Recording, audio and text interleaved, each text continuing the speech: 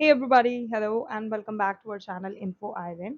तो गाइज आज के इस वीडियो में हम जानेंगे कि कौन से ऐसे 4 टॉपिक्स हैं जिनके थ्रू आप सिलेक्शन अपने नाम ले सकते हैं आगे आने वाले एसएससी एमटीएस 2023 के एग्जाम्स में। जैसे कि हम सब जानते हैं एग्जाम डेट आउट हो चुकी है। 1 सितंबर से लेके 29 सितंबर तक आपके एग्जामिनेशंस चलेंगे।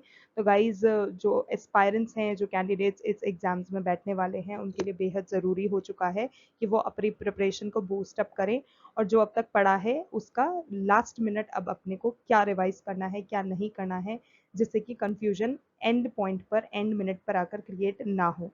तो गाइज उसी कंफ्यूजन को दूर करने के लिए आज का हम ये वीडियो लेकर आए हैं और आपको वो इम्पोर्टेंट टॉपिक्स बताएंगे जिससे कि आपको सिलेक्शन अपने नाम डेफिनेटली मिल जाएगा। तो गाइज जैसे कि हमने देखा है पहले के पेपर्स में, जो प्रीवियस ईयर एग्जामिनेशंस के पेपर हैं, उसमें जो इंग्लिश का सेक्शन आ रहा है वो काफ़ी इजी है। उसका जो डिफ़िकल्टी लेवल है वो इतना ज़्यादा नहीं है, तो ऑब्वियसली इंग्लिश आपके लिए काफ़ी स्कोरिंग होने वाला है। तो आपको उसके लिए अच्छे से प्रिपेयर कर लेना है, जिससे कि आपका ये हो जाए कि 100% मार्क्स आपके इंग्लिश से तो आपको अपने नाम ले ही लेने हैं। उसके बाद अगर बात की जाए इंपॉर्टेंट टॉपिक्स की, तो गाइज इंपॉर्टेंट टॉपिक्स में आपके वोकैब हुआ, क्लोज टेस्ट हुआ, ग्रामर हुआ, होमोनिम्स हुआ, ये तो कुछ ऐसे टॉपिक्स हैं इसकी प्रिपरेशन जिसको आपको अच्छे से कर लेनी है, क्योंकि ये एग्जाम में आएगा ही आएगा। और इसीलिए आपको पूरी प्रॉपर प्लानिंग की ज़रूरत है कि आपको इस समय, क्योंकि अब इतना टाइम नहीं रह गया है, तो इस समय आपको क्या पढ़ना है, क्या नहीं पढ़ना है, कहाँ से पढ़ना है। तो वही चीज़ आपको हेल्प करने के लिए हम आज का ये वीडियो लेकर आए हैं। तो अंत तक हमारे साथ बने रहिएगा एंड प्लीज़ हमारे चैनल को अभी तक आपने सब्सक्राइब नहीं करा है तो एनएसएससी एमटीएस की पल पल की खबरें जानने के लिए हमारे चैनल को और इससे रिलेटेड सारी डिटेल्स इन्फॉर्मेशन के लिए हमारे चैनल को जल्दी से सब्सक्राइब कर दीजिएगा। तो गाइज अब जैसे कि हमने बात करा कि कौन से टॉपिक्स आएंगे जिनका जो मतलब आपको ऑब्वियसली जिनके लिए आपको प्रिपरेशन के लिए कितना टाइम देना है, कितना वेटेज देना है, किन टॉपिक्स पे पढ़ना है, वो तो अभी हमने देख ही लिया है। उसके अलावा अगर बात की जाए कि कौन से ऐसे पॉइंट्स हैं, कौन से ऐसे टॉपिक्स हैं जो कि नहीं आएंगे, तो गाइज जो जंबल सेंटेंसेस होते हैं वो नहीं आएंगे। डायरेक्ट एंड इनडायरेक्ट स्पीच नहीं आने वाली है। और एक्टिव एंड पैसिव वॉइस भी है, उसके बारे में भी आपसे इस बार नहीं पूछा जाएगा।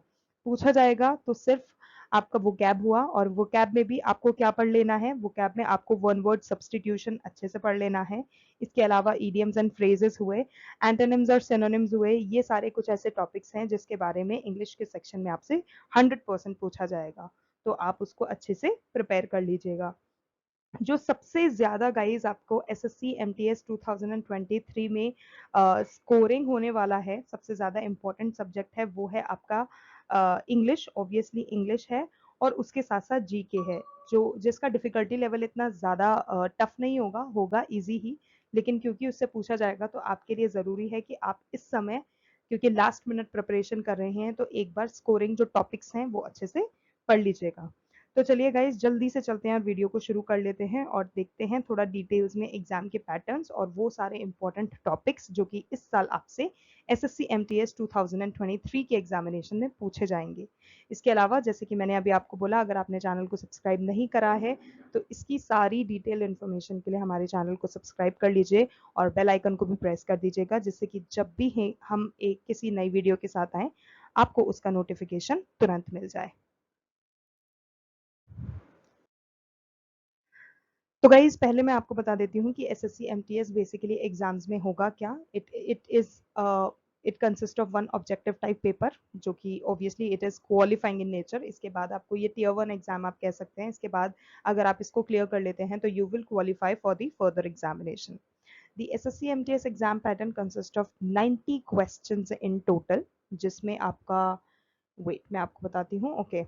तो यहाँ पर आपके टोटल 90 क्वेश्चंस होने वाले हैं, जिसमें आपको क्वांट पूछा जाएगा, quantitative aptitude, general intelligence and reasoning, general English and general awareness. तो ये सारे ऐसे टॉपिक्स हैं जो कि आपको इस बार पूछे जाएंगे। All candidate should know that earlier there was a descriptive. तो गाइस पहले जो होता था वो एक डिस्क्रिप्टिव काइंड ऑफ टेस्ट होता था, लेकिन अब 2023 ऑनवर्ड्स एक आपको ऑनलाइन पेपर मिलेगा जो कि डिस्क्रिप्टिव नहीं होगा। There be MCQ questions would be there. तो चलिए कुछ लास्ट मिनट प्रिपरेशन आपसे शेयर कर ली जाए, जिससे कि आपकी प्रिपरेशन का लेवल बूस्ट अप हो जाए और आपको हेल्प मिले to avoid the confusion last minute. So guys, understand the SSC MTS exam syllabus and exam pattern, and to understand all the, तो firstly आपको क्या करना है, you need to know कि exam का syllabus क्या है, exam का pattern क्या रहेगा, और किस किस किस sections में कौन कौन से subjects हैं जिसके हिसाब से आपको अपना time allotment करना है. आपको proper planning करनी पड़ेगी कि किस सेक्शन को कितना वेटेज मुझे देना है, in order to to beforehand आप अपने जो time development time management skills हैं उसको सॉर्ट कर पाएँ. तो उसके लिए आप क्या करें, एक स्टडी प्लान बना लीजिए जिसमें सारे के सारे टॉपिक्स इंक्लूडेड हों जो भी सिलेबस में गिवन है. According to the importance and level of competence allot time, obviously जितना इंपॉर्टेंट टॉपिक है उतना ज़्यादा टाइम दीजिए, उस हिसाब से उसको वेटेज दीजिए. Recheck the necessary study materials. Study material की अगर मैं बात करूँ तो इस टाइम आप चाहे ऑनलाइन स्टडी करें, चाहे ऑफलाइन स्टडी करें, चाहे रेफरेंसेस बुक लें, 10th 12th फर्दर जो भी आपको बुक्स वगैरह देखनी है, जो भी आपको लेना है, लेकिन इस समय पे क्योंकि लास्ट मिनट आपको प्रिपरेशन करना है, तो क्योंकि रिवाइज का टाइम है तो अननेसेसरी बहुत सारी जगह आपको स्प्रेड अप नहीं होना है. अपने माइंड को फोकस रखना है किसी एक पर्टिकुलर चीज़ पे. जो भी आपका स्टडी मटेरियल है, जो भी रिलायबल रिसोर्स है, उस पर ही आपको फोकस रखना है in order to avoid the last minute hassle. बात करी जाए रिलायबल रिसोर्स की, तो most recent information general knowledge के लिए और करंट अफेयर्स के लिए आप न्यूज़पेपर पढ़ सकते हैं, और जो जो भी ऐसी बुक्स हैं जिनसे आपने स्टडी किया है उनको आप रेफर कर सकते हैं.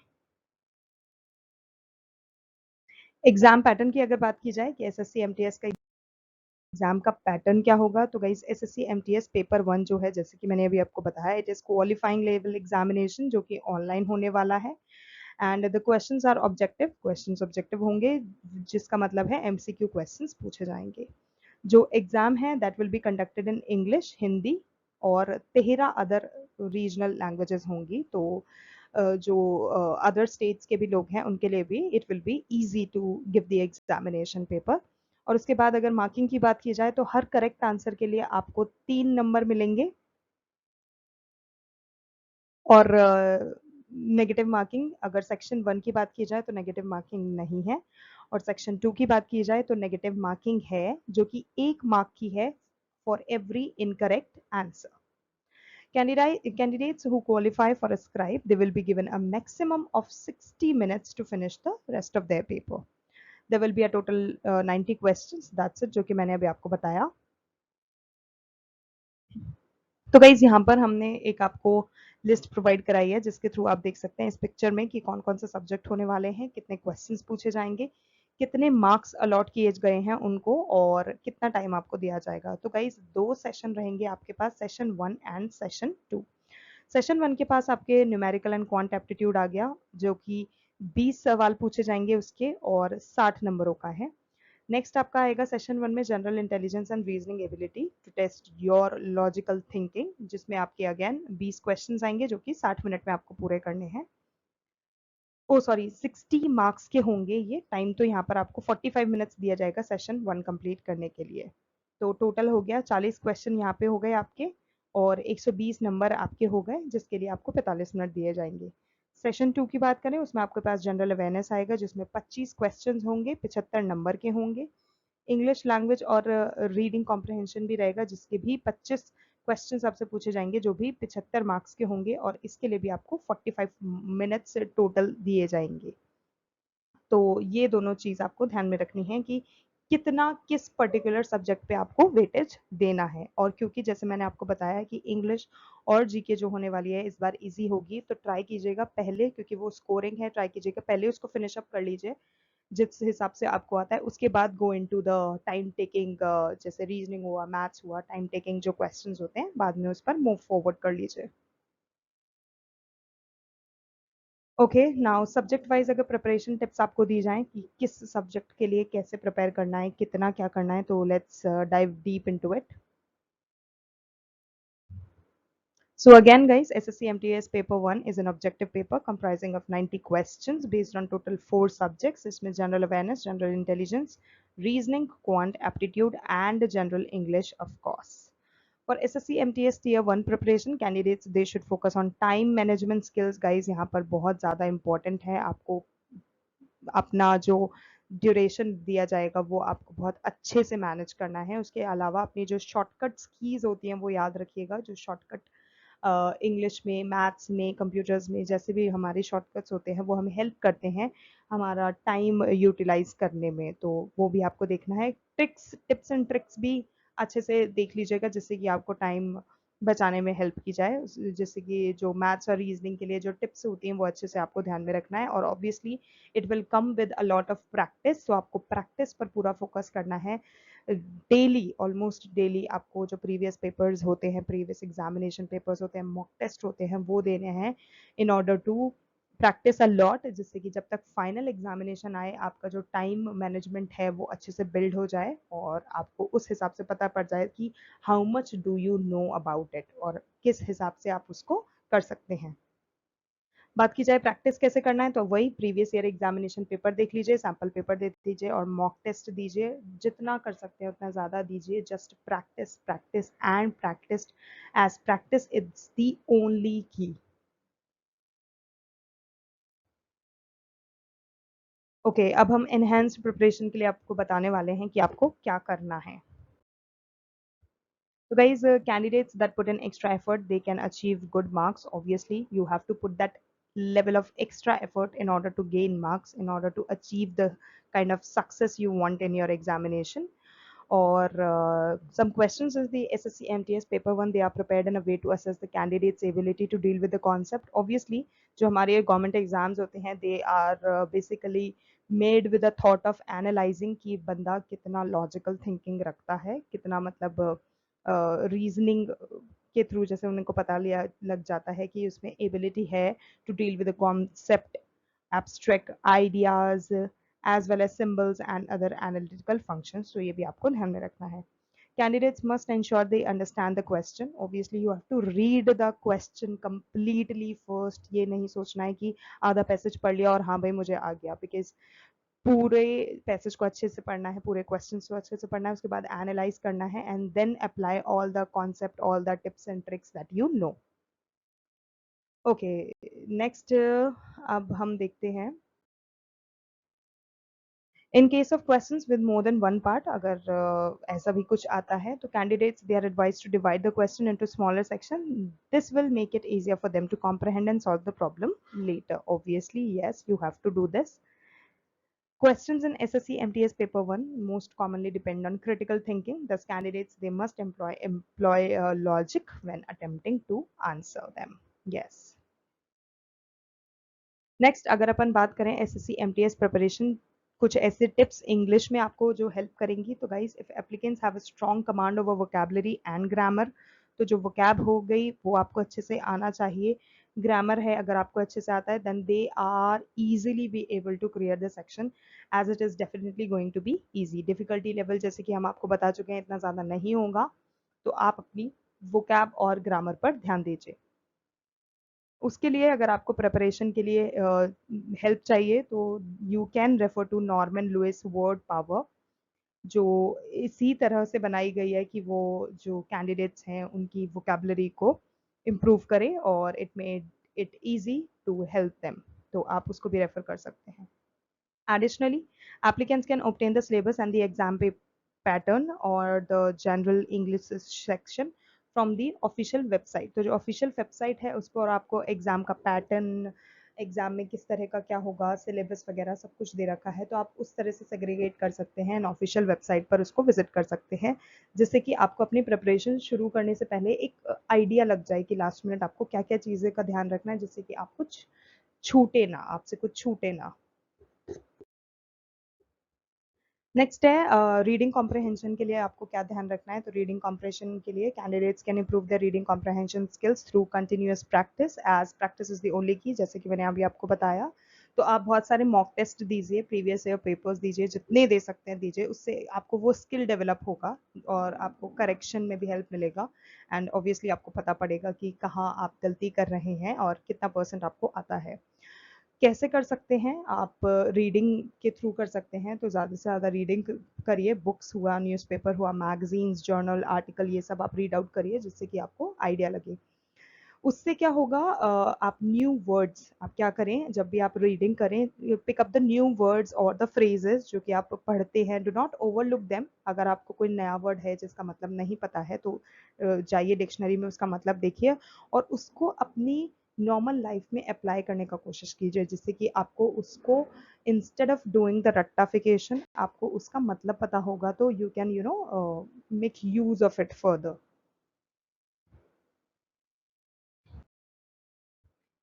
नेक्स्ट अपने पास आता है SSC MTS preparation tips. Cloze test के लिए आपको क्या करना है? तो क्लोज टेस्ट क्या होता है? It's a sort of reading comprehension in which candidates must fill in the blanks that are given in a paragraph with words that best complement the phrase. आपको उसका एक सब्सटीट्यूशन वर्ड लेकर आना है। तो यहाँ पर भी आप अगर जैसे मैंने बताया आपको न्यूज़पेपर पढ़िए, जर्नल्स पढ़िए, तो वो सब आप पढ़ेंगे तो वो आपको यहाँ हेल्प करेगा, क्योंकि you will be able to get new words in there और फिर आप उसको यूज करेंगे अपनी लाइफ में तो आपको उसको किस तरह से यूज करना है वो भी आ जाएगा। तो क्लोज टेस्ट को एक्सेल करने के लिए आपको क्या करना है? आपका वो कैब अच्छा होना चाहिए, ग्रामेटिकल स्किल अच्छी होनी चाहिए कि आपको शब्दों के साथ खेलना आ जाए कि कौन सा शब्द कहाँ लगाना है, किस तरह से लगाना है। तो उसके लिए कुछ टिप्स हम लेकर आए हैं।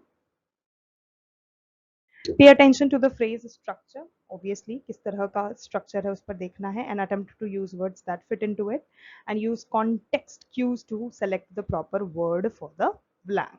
Very good. नेक्स्ट अपने पास आता है candidates they are urged to look up the meaning of words they are unsure of rather than assuming. Candidates can score well in this section. Obviously practice करना है आपको, प्रैक्टिस करेंगे तो ये सेक्शन आपके लिए बहुत ईजी हो जाएगा और स्कोरिंग तो है ही। And one thing more, if you are unsure about certain words, then do not assume कि ये यहाँ पर आ जाएगा. Make sure that you know the proper meaning of it, and if only it is fitting into the statement. अगर वो कोई मतलब बना रहा है उस statement में तभी आपको use करना है। जबरदस्ती कोई भी relatable word नहीं लगा देना है। नेक्स्ट अगर सिनोनिम्स और एंटोनिम्स की बात की जाए तो वहाँ पे हम टिप्स की बात करें तो आपको क्या करना है? In order to clear this portion candidates must emphasise. Obviously वो कैप तो आपको अच्छा करना ही है। इंग्लिश सेक्शन अगर आपको किसी भी गवर्नमेंट एग्जाम में क्लियर करना है, वो कैब हुआ, ग्रामर हुआ, ये तो आपको अच्छे से आना ही चाहिए। जितने ज़्यादा वर्ड्स आपको आएंगे उतना ज़्यादा ईजी होता जाएगा इस सेक्शन को क्लियर करना। Antonyms और synonyms they can very often be confused. Obviously confusing होता है, अगर मतलब नहीं पता तब तो 100% confusing है, पता होने के बावजूद भी confusing हो जाता है। तो guess बिल्कुल नहीं करना है, आपको 100% accurate answer देना है। And if you do not know then cannot help. Next, what should you do? The candidates they are advised not to cram words. आपको words cramming नहीं करना है and meanings, but rather to try the understand the meaning of the word. उसके examples पढ़िए, उसके usage पढ़िए जिससे कि आपको words का मतलब पता चले. Candidates can use the elimination method to nullify the words and have the least probability of fitting in the blank. Yes, you should do that. Okay, now next for idioms and phrases आपको क्या करना है? The meanings of idioms and phrases will be individually questioned for 3 marks each. तो guys हर idiom हर phrase जो आने वाला है वो 3 marks का आएगा, तो इसको बहुत अच्छे से पढ़ लीजिएगा। idioms and phrases जितने आप ध्यान में रख सकते हैं उतने अच्छे से याद कर लीजिए, क्योंकि आपको हर एक question के लिए 3 नंबर मिलेंगे। In addition to this, they will also make up the larger portion और obviously idioms and phrases जो होंगे इसी कारण वो जो पेपर में आपका आएगा पोर्शन उसमें सबसे ज़्यादा नंबर के होंगे, तो इस पर बहुत ज़्यादा ध्यान दीजिएगा। और एडिशनल वोकेबलरी बेस्ड प्रॉब्लम्स आ सकती हैं जैसे कि रीडिंग कॉम्प्रहेंशन हुआ, एरर स्पॉटिंग हुआ, फिल इन द ब्लैंक्स हुआ। इससे क्वेश्चंस भी आपको आ सकते हैं इडियम्स एंड फ्रेसेस से रिलेटेड, तो ये आपको ध्यान में रखना है और ये टॉपिक्स अच्छे से याद कर लेना है। A few preparation tips that the candidates must follow or continuous reading.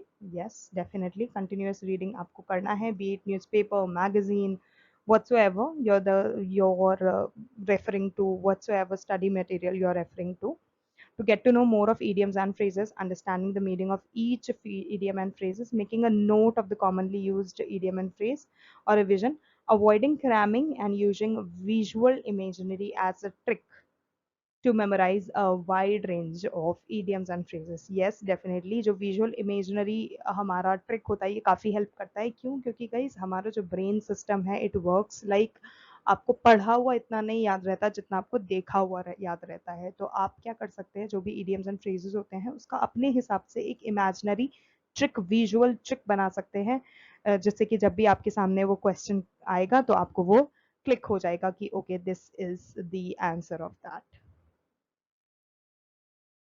Next आपका जनरल इंटेलिजेंस एंड रीजनिंग की बात की जाए तो ये जो एसएससी एमटीएस 2023 के एग्जामिनेशन में आने वाला है, ये बेसिकली क्या करता है, it measure the candidates ability to think rationally and solve the related issues. तो आपको वो भी ध्यान रखना है. Many applicants they consider reasoning to be one of the simplest. तो गाइस रीजनिंग जो होता है ना ये काफी ज्यादा ट्रिकी आप कह सकते हैं. कुछ कैंडिडेट्स के लिए तो ये बहुत इजी पोर्शन होता है, रादर कुछ जो कैंडिडेट्स होते हैं they consider it to be very tough. But होता क्या है, सारा खेल टिप्स और ट्रिक्स का है. If you know which trick is to be applied where, अगर आपको ट्रिक के साथ खेलना आ गया तो reasoning becomes all the more very easy portion to grab the marks. तो प्रेपरेशन कीजिए, प्रैक्टिस कीजिए, ट्रिक्स अप्लाई कीजिए, टिप्स लगाइए और आपको देखिए जनरल रीजनिंग में आप कैसे धूम मचाते हैं. So yes, like that. तो इसीलिए ये काफ़ी रिवॉर्डिंग एरिया भी होता है एग्जाम पेपर का, तो आप उसको ध्यान में रखिएगा. Candidates should not, however, skip preparation of this as it demands concentration and effort. Definitely, it demands a lot more because जरा सा अपने concentration हटा, focus हटा question से, तो एक होता है ना कि rationality और जो आप बनाते हैं वो बिगड़ जाती है. तो concentration देना है. अच्छा आप स्कोर कर सकते हैं अगर आपका सिस्टमैटिक अप्रोच है और इस पर्टिकुलर सेक्शन पे एक कमांडेबल डिवोशन है, तो आप अच्छा स्कोर कर सकते हैं जनरल इंटेलिजेंस एंड रीजनिंग में. नेक्स्ट लॉजिकल रीजनिंग की बात की जाए तो ये जो होता है ये पेपर में इसीलिए डाला जाता है कि एनालाइज किया जाए कि कैंडिडेट कॉम्प्लिकेटेड इंटरेक्शंस और जो वेरिएबल्स में है उसकी कैंडिडेट में एबिलिटी है असेस करने की या नहीं है. So आपको क्या करना है, you have to practice solving logic puzzles and other similar problems to boom your brain to work like that. और उसके अलावा जो candidates हैं they are advised to become familiar with the different understanding patterns of symbols हुआ, shapes हुआ, and yes, this will give you a competitive edge over others. Next guys, you are you must not, the candidates, they must not handle reasoning questions as a whole, rather they should try to separate. जब कई होता क्या है, जो reasoning के questions होते हैं ना उसको अगर हम एक बार में ही पूरा पढ़ के पूरा सॉल्व करने की कोशिश करते हैं ना तो it becomes a bit confusing in the end. तो आप क्या कीजिए, you just read a statement and right it down कि ओके स्टेटमेंट से ऐसे ऐसे बन रहा है. उसके बाद जब आपका उसको लिंक कहते हैं ना, कड़ी से कड़ी जोड़ते हैं, तो अपने आप आंसर इजीली आ जाता है. तो just break the question into small pieces and then separated and then उसके बाद आप एनालाइज करके इंडिविजुअली उसको हैंडल करिए. Okay, next, in addition to this, candidates, they're also advised not to waste time looking at the answer. They should instead focus on the question, and once they establish a general idea of what the missing image could be, they can find the same by eliminating the answer options. Yes, definitely, practice के time पे you should not focus on if you are getting the answers correct. मतलब आप बार बार check नहीं करते रहिए, just focus on the question, try to give your best, and ultimately you will get the correct answer. Maybe not at first or second attempt, but gradually with time you definitely will. Okay, next for alpha numeric series आपको क्या करना है. Alpha numeric series basically क्या होती है, they put the candidates ability to recognise patterns and logical sequence जो होता है टेस्ट में. उसके लिए आपको क्या करना है, you should practice a lot of series of letters, numbers and symbols. बहुत अच्छे से प्रिपेयर कर लेना है. उसके बाद अगर पैटर्न बेस्ड सीरीज आपसे पूछा जाता है तो they must first analyze the alphanumeric series and then try to correct the pattern which is being followed later.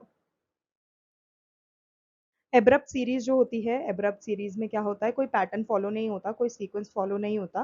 तो जो कैंडिडेट्स, आप लोगों को क्या करना है, you just focus on the sub part of the question and then try to answer that. Next if we talk about the missing number यानी कि अल्फाबेट सीरीज की बात करें, then you must ensure that no error has been made post finding the answer at these questions can appear quite tricky. Next आपको sitting arrangement या blood relation से related जो questions आते हैं उसके लिए कुछ टिप्स। आपको क्या करना है, you first just go and read the question properly and prepare a rough diagram.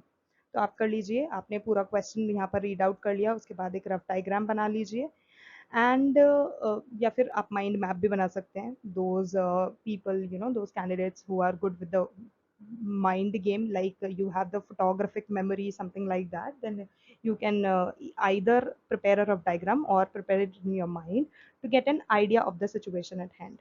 Confusion को दूर करने के लिए आपको क्या करना है, जो ये जो left right centre square rectangular जो सर्कुलर अरेंजमेंट ये सब कुछ होता है, इन सब का कंफ्यूजन दूर करने के लिए आपको क्या करना है, there is a trick which I am providing you now. What you have to do is just assume that all of the people they are facing the centre unless the direction is specified. कि सारा जितना जो भी दे रखा है आपको, they each and everybody is facing the centre, और फिर सेंटर से आपको आइडिया लगाना है अनटिल एंड अनलेस आपको डायरेक्शन मेंशन है क्वेश्चन पेपर में। उससे आपको इजी हो जाएगा ये left right centre square rectangle whatsoever it is. Next, candidates must simultaneously make changes to the diagram. Yes, आप करते जाइए, आप क्वेश्चन को ब्रेक करते जाइए, डायग्राम बनाते जाइए, और जैसे जैसे क्वेश्चन भरता जाए उसमें अलग अलग आप अपनी चीज़ें उस हिसाब से इन्फॉर्मेशन के हिसाब से चेंजेस करते जाइए एंड फाइनली आप एक फाइनल डायग्राम पे पहुंचेंगे which would be the correct answer. The capacity to understand the link between a various member of a family are tested through blood ties. Blood ties आपको पूछा जाता है, उससे आपसे ये सब आइडिया लगा लिया जाता है that you have that understanding of linking between these relations and everything or no. So उसके लिए आपको क्या करना है, just work through problems with various family arrangement in order to gain expertise। आप practice करेंगे तो ultimately आपको वो आ जाएगा। Similar to sitting arrangement questions, candidates are advised to make family tree। तो guys family tree जो होता है वो काफ़ी ज़्यादा हेल्प करता है। हमने जितने मतलब कुछ बच्चों से भी पूछा है, जो family tree और ये जो पिक्टोरियल representation होता है information का, ये काफ़ी ज़्यादा हेल्प करता है, तो आप इसको भी ट्राई कर सकते हैं। Okay, next if you talk about the quantitative aptitude, तो क्वांट के लिए आपको क्या करना है, और क्वांट बेसिकली एमटीएस एग्जाम में जो डाला जाता है वो रिलेटिवली स्कोरिंग होता है, और हर कैंडिडेट जिसको बेसिक अंडरस्टैंडिंग है नंबर्स की तो वो इसको क्लियर कर सकता है। So what you have to do, you should focus on some areas which we are going to share following as follows. तो आपको प्रैक्टिस करना है फंडामेंटल मैथमेटिकल स्किल्स का, जिसमें एडिशन, सब्ट्रैक्शन, मल्टीप्लिकेशन और डिविजन शामिल हैं। बस इन चारों का प्रिपरेशन करने से ही आपको बेसिक अंडरस्टैंडिंग आ जाएगा and you will be able to crack the quantitative aptitude questions. Simple similarly कुछ सिंपल कॉन्सेप्ट जैसे कि HCF, LCM, decimals, fraction, conversations, ये सब हैं, इसकी हल्की फुल्की नॉलेज भी आपको होनी चाहिए। Next we talk about the trigonometry section. तो मैथ्स के लिए आपको ट्रिग्नो में क्या करना है, जनरली होता क्या है कि simple trigonometry questions they are going to be asked in tier 1 and tier 2 papers. As a result candidates में प्रिपेयर द फंडामेंटल फॉर्मूले होते हैं और जो कॉन्सेप्ट होते हैं वो आपको अच्छे से याद कर लेना है। और एक बात और ध्यान रखिएगा गाइस की जो पैटर्न होगा वो एसएससी सीजीएल से रिलेटेड होगा और किसी एग्जामिनेशन से रिलेटेड नहीं होगा। जैसे बहुत से बच्चों को लगता है कि एनडीए सीडीए के जो एग्जाम्स हैं उनसे रिलेटेड भी पैटर्न आ सकता है। No, that is not going to be there. जो पैटर्न होगा वो एसएससी सीजीएल से रिलेटेड होगा। Okay, next tips for general awareness and general knowledge. तो जनरल अवेयरनेस और जनरल नॉलेज है आपका, इसमें एसेंशियल एलिमेंट्स होंगे जो एसएससी एमटीएस पेपर के होंगे वो इसमें होंगे आपके। तो इसको आपको प्रिपेयर करने के लिए क्या करना है, करंट इवेंट्स पर ध्यान देना है, करंट अफेयर्स अच्छे से पढ़ने हैं आपके मतलब सराउंडिंग में आपको, जैसे कि अभी रिसेंटली इंडिया में क्या हुआ या इंटरनेशनली क्या हुआ, उन इवेंट्स पर ध्यान रखना है कि ये सारी चीज़ें हो रही हैं, जो कि obviously newspaper is the best, is the key. इसको पढ़ने से आपको सारा रफ आइडिया मोटा मोटा पता पड़ जाएगा कि all of these things are going on and inside and outside our country. Okay, so globally as well as national level पे जो जो चीज़ें हो रही हैं वो आपको ध्यान रखनी है। तो इसमें आपको historical dates, events, literature, prizes, famous personality along with broad understanding of science, geography and politics, ये कुछ पर्टिकुलर टॉपिक्स होंगे जो। Next if we talk about basic GK, तो बेसिक जीके में आपको history, geography, science, literature, polity, economics, ये कुछ ऐसे सब्जेक्ट्स हैं जिसके लिए अच्छे से प्रिपेयर कर लेना है, बिकॉज क्वेश्चंस जो होंगे इन्हीं सब्जेक्ट्स में से बन के आने वाले हैं। देन इनको प्रिपेयर करने के लिए आपको क्या करना है, लूसेंट जीके हुआ या फिर एनसीईआरटी की जो बुक्स होती है आप उसको रेफर कर सकते हैं एंड ईजिली इन सबके कॉन्सेप्ट अच्छे से याद कर सकते हैं। नेक्स्ट अब आपको फर्दर कुछ ऐसी प्रिपरेशन टिप्स हम देंगे कि एंड पॉइंट पर बिल्कुल आपको क्या करना है जब आपका रिवीजन का टाइम चल रहा है। So examine all the study material. तो candidates there is advised to go through the SSC MTS study material जो कि साइट पर अवेलेबल है, और इधर उधर आपको कुछ नहीं देखना है, क्या आना है क्या नहीं आना है वो सब कुछ आपको ऑफिशियल जो साइट है वहाँ पर मिल जाएगा। Candidates who have their exam in the second or third week, they should emphasize going through current affairs and static GK particularly. Next step आपको क्या फॉलो करना है, you have to attempt mock test every day, because ये जो online mock test exams होते हैं they are compulsory, because उससे आपको अपना टाइम मैनेजमेंट स्किल भी मेंटेन करना आ जाएगा, आपको कैसे स्ट्रेस के साथ एंग्जाइटी के साथ एग्जामिनेशन में डील करना है, किस तरह से आपको अपनी टाइम मैनेजमेंट स्किल्स बिल्डअप करनी है, वो सारा आपको आइडिया लग जाएगा। Next prepare all sections using the same method since this is a competitive examination, तो हर एक मार्क बहुत ज़्यादा कीमती है, हर एक गेन किया हुआ मार्क आपको सक्सेस की तरफ लेकर जाएगा, so please plan accordingly. Each question will help candidates secure the cutoff. A broad preparation, planning, and strategy is must in order to secure high marks.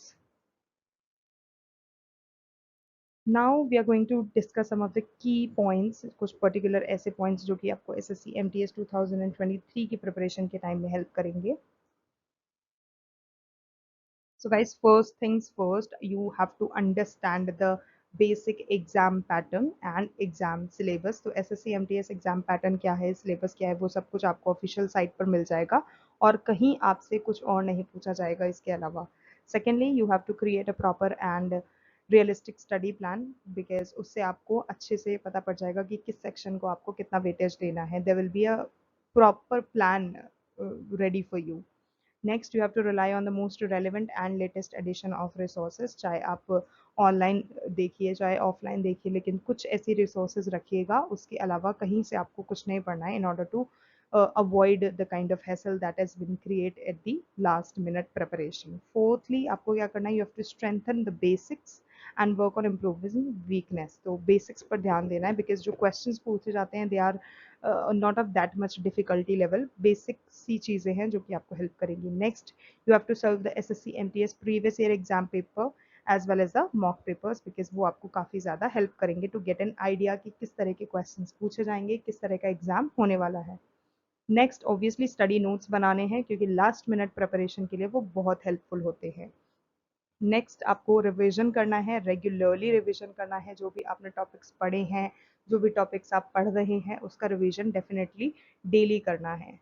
Next at number 8, you have to stay motivated and confident. Maybe एक होता है वो अपने को लगने लगता है कि यार examination is approaching, what are we gonna do, कैसे होगा क्या होगा, just avoid that, stay calm, stay motivated and confident, और बिलीव रखिए अपनी प्रिपरेशन में, because at the end of the time it is your preparation that is going to help you in the examination and forget about the stress.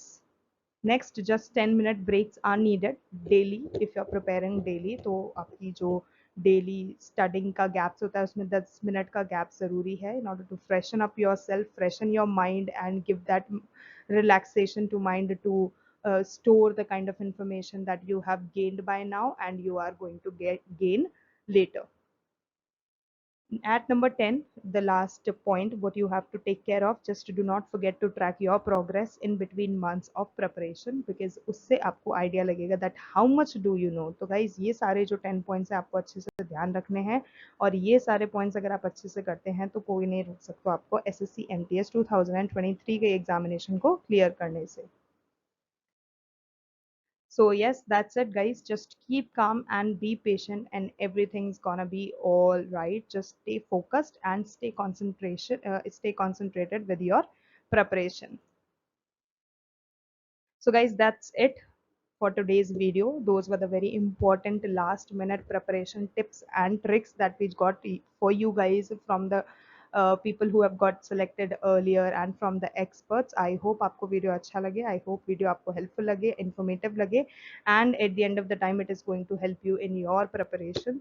So ऐसी ही और videos देखने के लिए just stick with us and don't forget to follow us for more such informative content, and do not forget to like, share and subscribe to our channel Info Island and press the bell icon. आज के लिए बस इतना ही. Thank you so much for your time. Thank you so much for watching and all the best to all the candidates.